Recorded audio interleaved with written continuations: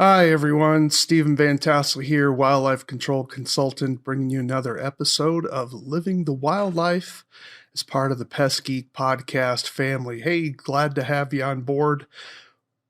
Glad you joined us. Do take a few moments and just click subscribe. We'd love to have you, and certainly give us some thumbs up or a star or ring the bell or whatever type of uh, broadcasting area you're grabbing our podcast from. And so definitely stay tuned, because I try to produce at least one podcast or vodcast, I guess, a week. So if you're interested in learning more about wildlife control and vertebrate pest management, would love to have you subscribe. And hey, and don't forget to give us some ideas and things that you're interested in. So otherwise, I'm just going to write about what I'm interested in. Now, that may be enough for some of you, but I don't know all the challenges that you're experiencing. So I would love that kind of feedback. And how do you reach me? So that would be wildlife control consultant at gmail.com. That's wildlife control consultant at gmail.com. And then you can always check out my blog at wildlifecontrolconsultant.com. And again, all that information is available at no cost for you.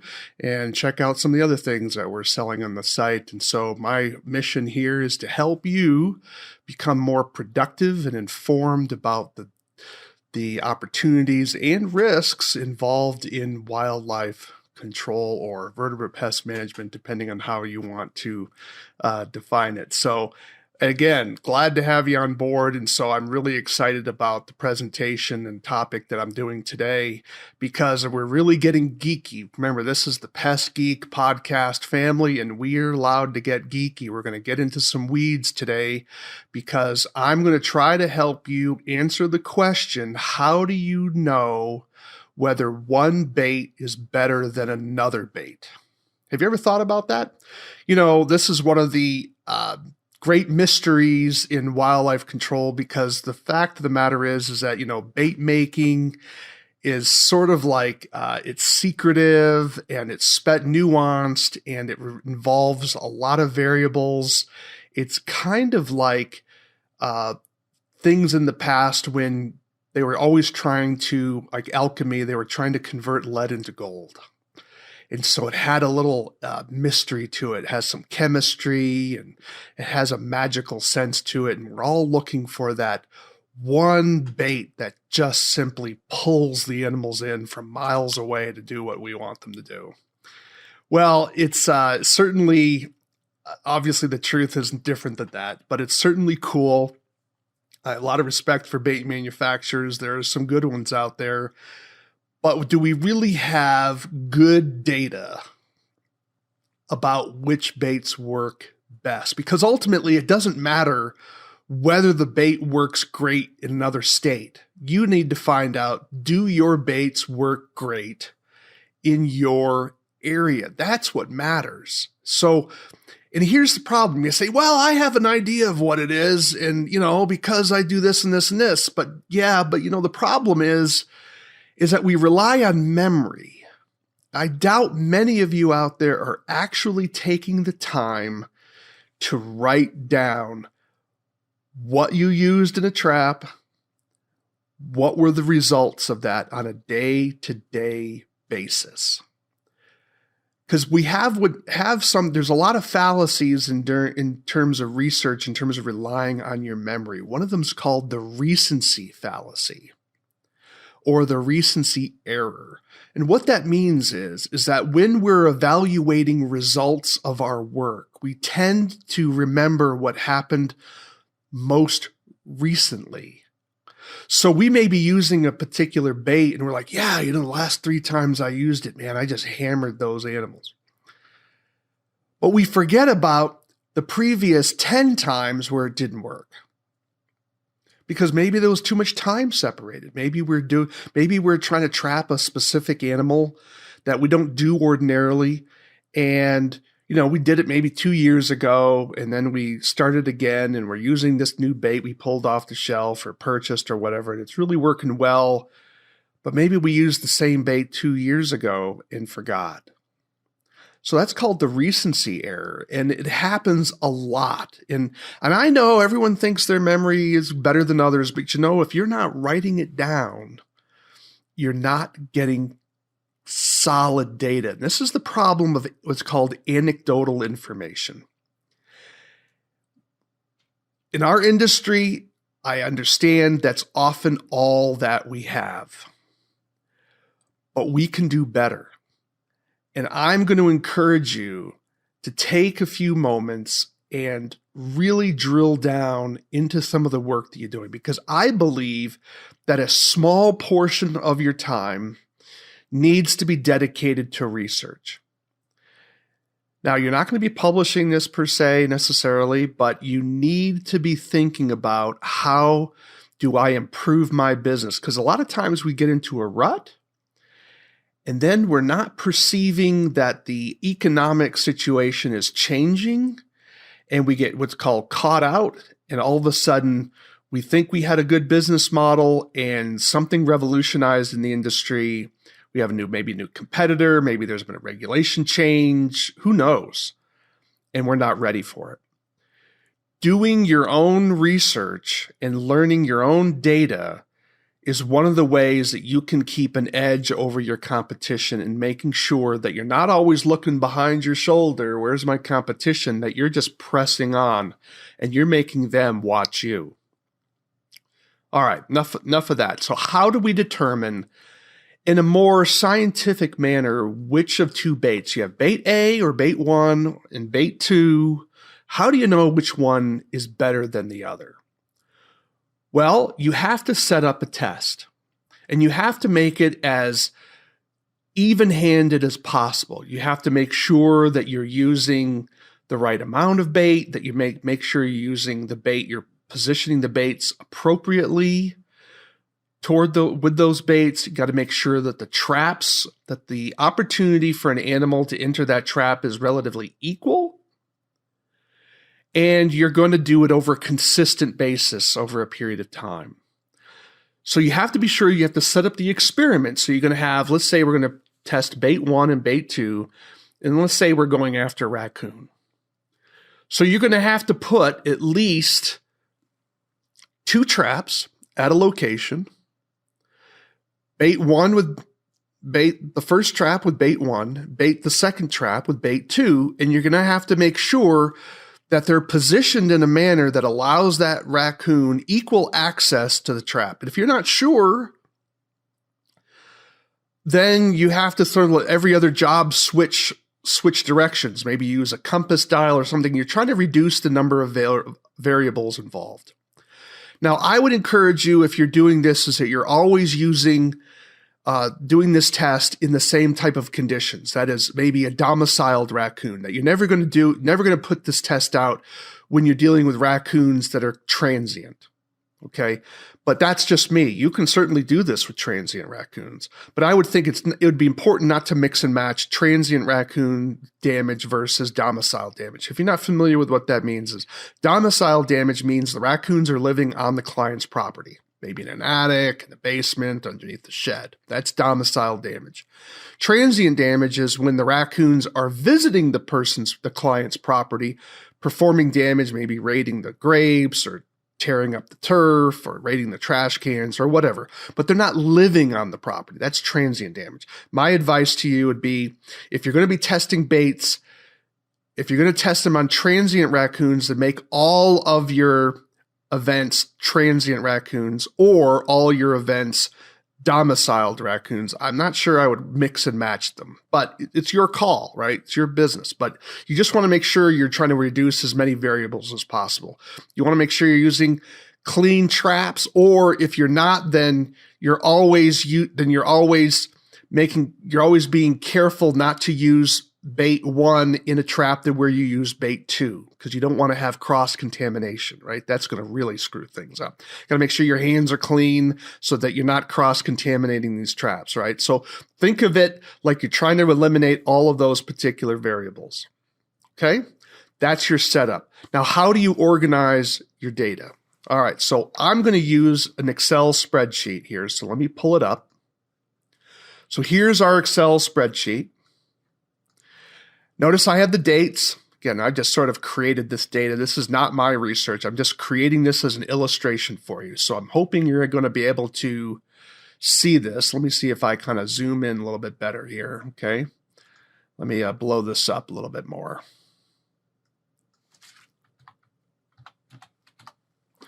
All right, so here we go. I hope you can see that. We have column 1, column A, all of our dates, right? Column B, we have the results of bait 1, and column C is the results of bait 2. Because remember, we're always setting 2 traps at every raccoon location, domiciled, let's say. Now, what do the 0s and 1 mean? Well, 0 means that there was no capture. 1 means that there was a capture. Okay, that's basically it. Now, you're going to have to make sure that when you're doing this test, that there actually is a raccoon on the site, right? So, I mean, obviously, you might want to only do this for 1 trap night until you catch one, until you catch one, and then maybe stop the test. So you have bait 1. So here we have on January 1st, 2020, bait 1 didn't catch a raccoon, but bait 2 did.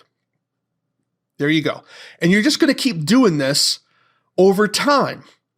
So I've obviously made these all consecutive nights, right? But obviously your situation, unless you have a lot of raccoon jobs, this would be unlikely, right? But the point is you're always recording 1 for a capture, 0 for no capture. Okay. Now you can add a 3rd column, but I don't want to confuse this to, whether there was a misfire. You could certainly, trap closed, but nothing captured. But we want to make this as simple as we can right now, okay? Because I want to introduce this. So we're basically having column B is bait 1, column C is bait 2. Okay, straight enough? And you're going to collect your data over a period of time. Now, how many data points do you want? In other words, how many different nights do you need to do this test? You need to do at least 20. 25 is better. 40 is better still. Okay? Because the larger your sample size, the more accurate your data is going to be, the stronger your data is going to be. Okay? But you can't go any lower than 20 unless you're always catching on one bait and you're not catching on another. I mean, if it's always 100%, then you can probably get away. You can get away with less. Okay. But think about it. 25 is really a good number. I have 40 here because I want to really drive that point home. Okay. So we have 40 nights with 2 traps and we have our data. Okay. And you have to do this. So yeah, is it going to slow you down in your business? Absolutely. It's going to slow you down in your business. But the information you get may save you a world of money down the road. So you pay a little now to make a lot more later. Okay. Or you may find out, because if you find out a bait is really significantly better than another bait, that's awesome. And so here's the question. This particular test, the statistical test, is basically answering the question, is bait 1 more attractive to raccoons than bait 2? So what's called the null hypothesis is that there's no difference. They're equal. And then the non-null hypothesis is that there is a difference. Now, when we're dealing with statistics, you always have to overcome the problem of randomness. Now, what do I mean by that? And that is, it is theoretically possible that the raccoons you were studying were just stupid and they were so hungry they were going after anything. So in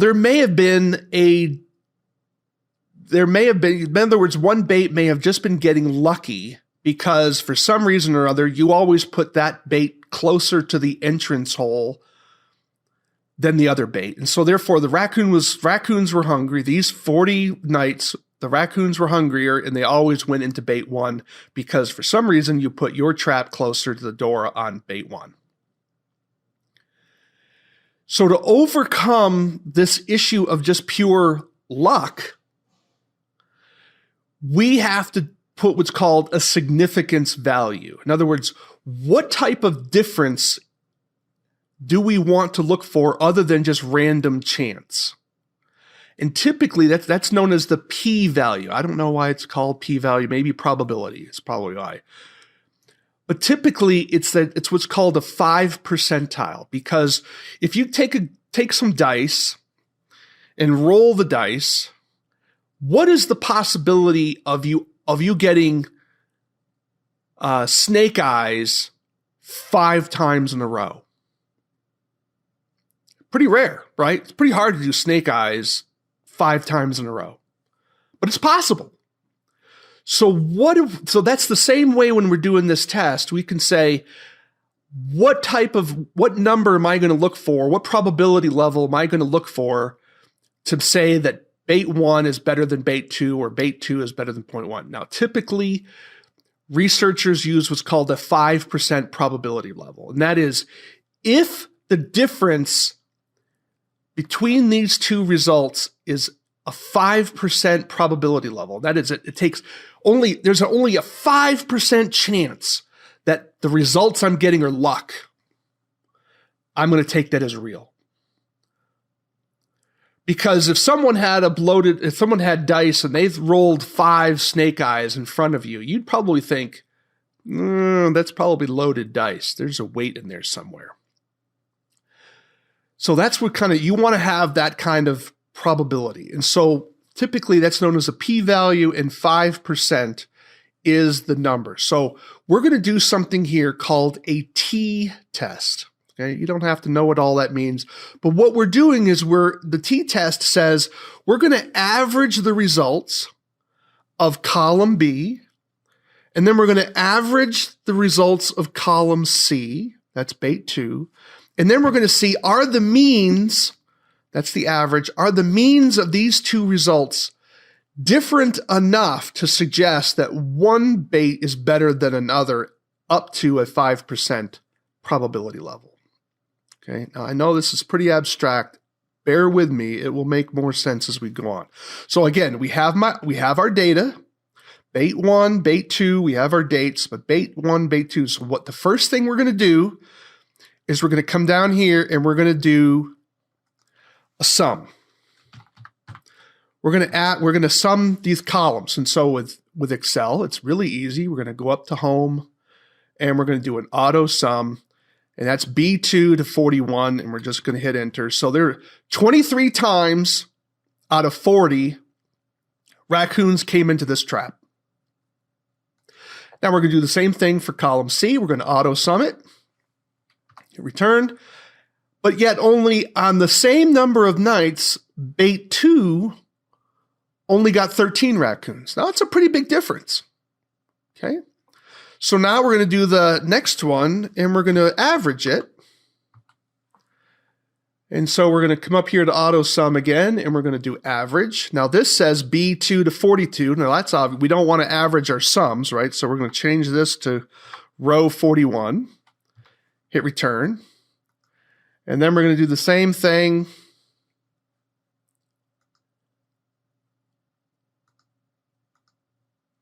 up here. And I got to change the formula because obviously that's wrong.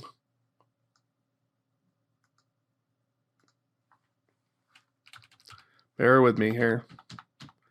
So we're going to come in here. We're going to come up to this and we're going to do average.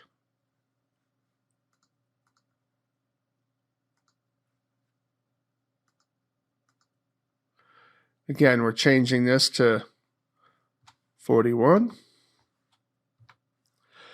So notice on the averages, so on average, over half the nights out of the 40, we captured a raccoon. Whereas on bait 1, on bait 2, we only got almost a third. So a third of the nights we only caught a raccoon. Is that a significant enough difference to tell us whether or not bait 1 is better than bait 2? Now, some of you may be saying, well, yeah, I would rather have a 50% chance of catching the raccoon than a 30% chance. Well, that makes sense, but is it statistically rigorous enough? What happens if we did another 40 nights and our numbers are different because we're looking here at just random chance, right? That's why the larger your sample size, the better, the more likely you're getting more solid data, because you're always understand there's a randomness in nature. It's not perfectly random, right? It's not just we're going to walk out the door and fly off into space because gravity stopped, right? But there is a randomness. Sometimes, that's why I tell people it's better to be lucky than good, right? You may be a great trapper, but would you rather be lucky to catch the animal, or would you rather be good? Because if you're lucky, you win, and it's a lot less work, right? So with this, we're trying to find out if bait 1 is really better than bait 2, or is it just, did it have a run of good luck? Does that make sense? So now we do what's called the t-test. All right, so I'm going to put this down here. I'm going to put this in as a p-value, and we're going to do what's called a t-test. So what we're going to do is we're going to go up to our formula, our formulas, and we're going to click formulas, and then we're going to hit more functions, and then we're going to go into statistical. Now, there's a lot of stuff here, right? So a lot of it we're not going to worry about. We're going to come all the way down to t-test. And we get this really confusing function up here, okay? It's going to give you these terms, and I'm going to help walk you through it here, okay? T.test is the function or formula that you're looking for. Now, when it asks you for array number 1, it means column, for us, it means that column B, bait 1. So we're going to put a B2 for B for the box B2.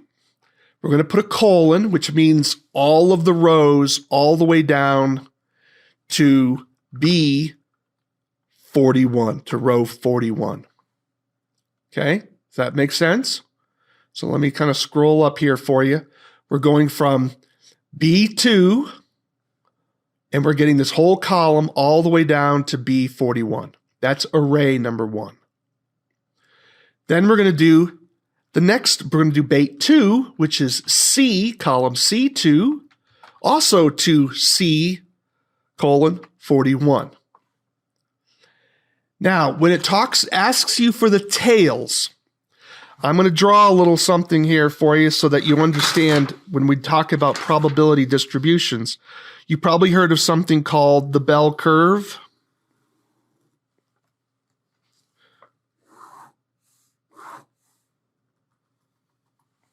I'll put this up on the screen here for you. I hope you can see it, all right? That's the bell curve. The tails refer to out here. So when we're dealing with a bell curve, the majority of our data is here. We want to find out, we want to get results out to the 0.5 level, which means 0.025 out here and 0.025 out here, because we're looking to do a two-tail test. All right, you don't have to necessarily know what all that means, but this is what we mean by the tail out here, these outliers. And so we're going to have a two-tail test. We're going to put the number 2 in there. And then it's asking us what type of t-test we want to do. And we're doing what's called a paired t-test. And that is signified by the number 1. You can read that here. I'm hoping that comes up on your screen here a little bit. Number 1. Because these are paired, we have our 2 paired traps, right? So this is going to be a paired t-test. We're going to put in a number 1. And then we're going to hit OK. And then we're going to get our results. Now notice what our results are, 0.02.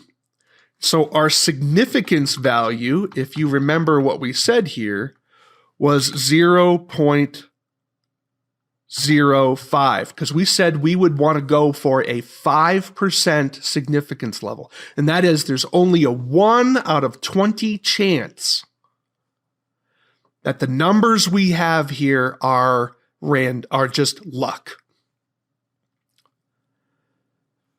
Our p-value came back as 0.02. Now, is that lower or higher than 0.05?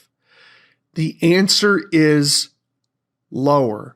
Therefore, we are going to argue here that bait 1 is better than bait 2 because there's less than a 1 in 20 chance that this is random. Now, it still could be random. We might be wrong. But it's pretty unlikely that it's wrong, especially because we're almost half of that less risk. In other words, our numbers are not just at the 0.25. This is 0.25 level, 0.25 level. You say, Stephen, why are you doing 0.25 when you said our significance level was 0.05? Well, the reason, excuse me, I got to change that. 0.025, my mistake, 0.025. Because we take the significance level and divide it in half on these tails. So in other words, our number is even lower than this. We're out here somewhere, which means the likelihood is even less. We're way out here, which is awesome because we take the significance number and divide it in half. That's a two-tail test. So it's really unlikely that with a p-value of 0.023, we are less than half of our significance numbers. So it's actually more like there's only a 1 in 40 chance that this is random luck. My point here is you don't have to understand all the statistics involved with why this matters. My point is, with using this formula, you can have scientific rigor on your own to determine whether one bait is better than another bait. Now you may say, well, Stephen, I want to use multiple baits. I want to see if there's 3 or more baits and I want to compare them. Well, there's different statistical tests for that. I wanted to make this rather simple and an introductory way to do this for you. That's something simple. So let's kind of repeat again. You're going to collect your data, put it in an Excel spreadsheet, calculate the sum, calculate the average of your columns. Then you're going to go up and you're going to have another box here, and you're going to go up to let me get back to home here. You're going to go up to your formulas. You're going to click more functions. You're going to go to statistical, and then you're going to scroll down to the t.test, and you're going to click that, and you're going to fill in this particular column. The array 1 is the information from bait number 1. Array 2 is information from bait number 2. The tails, you're always going to use two-tail test. And then the type is you're going to use a number 1 because it's a paired t-test. And if the number you get is less than 0.05, then you know that your information that you know that one bait is better than the other. That's it. And we know that bait 1 is better than the other because of this particular t-test. Let's put some serious data. And by the way, you don't have to do this with bait. You can do this with trap sets. You can determine this with sales. You can evaluate, are your salesmen, is one salesman better than another? You can use this t-test in a variety of different ways. I hope you find that helpful. Hey, if you want a copy of this Excel spreadsheet, I'm happy to send it to you. just send me an email at wildlifecontrolconsultant@gmail.com. That's wildlifecontrolconsultant@gmail.com, and say, hey, Steve, I listened to your podcast about T-tests. I would love a copy of that particular spreadsheet so you can look at the formulas yourself and hopefully and then just copy it. It's not rocket science here, folks. You're trying to make this is geeky, but we're trying not to make it harder than it has to be. Let's put some real data behind our work. Hey, I'm Stephen Van Tassel, Wildlife Control Consultant. Hope you found this helpful. Would love to get some feedback from you about our show, about topics that you would like to have. If you're interested in sponsoring our podcast, we'd love to hear from you. If you have a new invention or a new product or a new technique and you're trying to market that to a wider community, in terms of our wildlife control operators and pest control operators, by all means, look me up. I'm happy to do interviews. We are capitalists here with the Pest Geek podcast. We are not afraid of people making money. So we give out a lot of free information, but if you have something you want to tell, we would be happy to consider your information. Definitely drop me a line at wildlifecontrolconsultant@gmail.com. And remember, this is living the wildlife. Why? Because we want you to live the wildlife, not be the wildlife. Thanks for listening, everybody. Take care.